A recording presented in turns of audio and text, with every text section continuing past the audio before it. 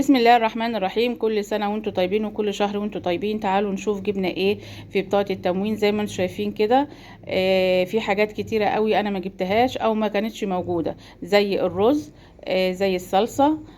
كنت جايبة الشهر اللي فات برضو غسيل في الاوتوماتيك صافو، برضو ما لقيتش. يعني الحاجة اللي بتيجي في التموين حاجة كويسة وحاجة رخيصة ما بترجعش تاني. تعالوا نشوف بقى. وطبعا الرز كان ب10 جنيه ونص، قال الكمية كانت محدودة وخلصت. تعالوا بقى نشوف جبنا ايه. كده السكر، انا جبت كده 4 اكياس سكر لما لقيته حلو كده صراحة، كان ناعم وكويس وابيض. كان جه شهر كده السكر بتاع التموين ده كان اسمر، لكن لما لقيته ابيض كده جبت منه 4 اكياس. تعالوا نشوف الزيت. انا جبت زيت اللي هو زيت الآلية اللي بجيب انا على طول، اللي هو زيت ندى، حلو قوي صراحة، ما بيطيرش ومالوش ريحة يعني. جبت الواحدة ب25 جنيه. زيت اللي هو اسمه رودز، ده عباد شمس، ب54 جنيه. الذرة تقريبا اغلى شوية، هتلاقيه مثلا ب60 او زيه، معرفش، مش فاكرة يعني. انا مش فاكرة ده ب54 ولا ب60، بس اللي هو عباد شمس ده ب54. انا جبت الدقيق ده برضو جوه التموين. لما ما لقيتش بقى، لا لقيت رز ولا لقيت صافو ولا لقيت كمان صلصة، فقلت اجيب بقى ايه الدقيق بدل الرز. جايب هو هنا مربى القهوة، كان جايب صلصة قهوة جميلة اوي الشهر اللي فات. كانت العلبة، كانت الورقة كانت ب6 جنيه، ما جابش الشهر ده. سألته قال لي مفيش.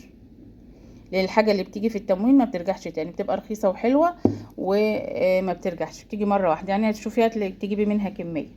يعني انا جبت المربى دي قلت برضو اجربها. جبت مربى ديت بالبرتقال مع الجزر، ورخيصة يعني، لقيتها ب13 جنيه الواحدة. وديت مربى مشمش، جبت 2، الواحدة ب13 جنيه.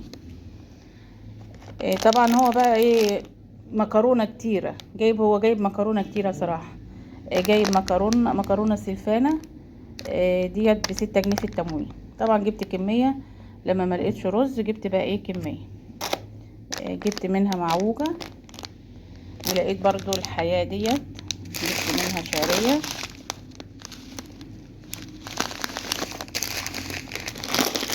مكرونة صغيرة. وطبعا الناس كلها كانت بتيجي بتسأل على الرز، زي ما يكون قالك جاب كمية صغيرة في الأول، والناس جت شالت الرز على طول، لأن الرز اللي هو الحر ب22 جنيه. فالناس كلها خدت رز التموين وطبعا اللي يجي بعديه مفيش، ملوش بقى. فهو قال لي استني لنص الشهر او كمان اسبوعين كده نزل تعالي خدي.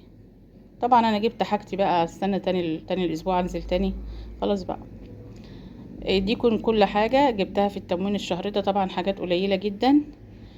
الشهر اللي فات كان فيه حاجات كتيرة صراحة. الصفو ده كان نفسي اجيب منه صراحة كمية، لانه كان رخيص. 800 جرام كان ب22 جنيه، وصراحة بينضف. كل الحاجات دي اللي انا جبتها اهيت. فالواحد بقى بعد كده ينزل في اول يوم او تاني يوم عشان يلحق الحاجة قبل ما تنشال.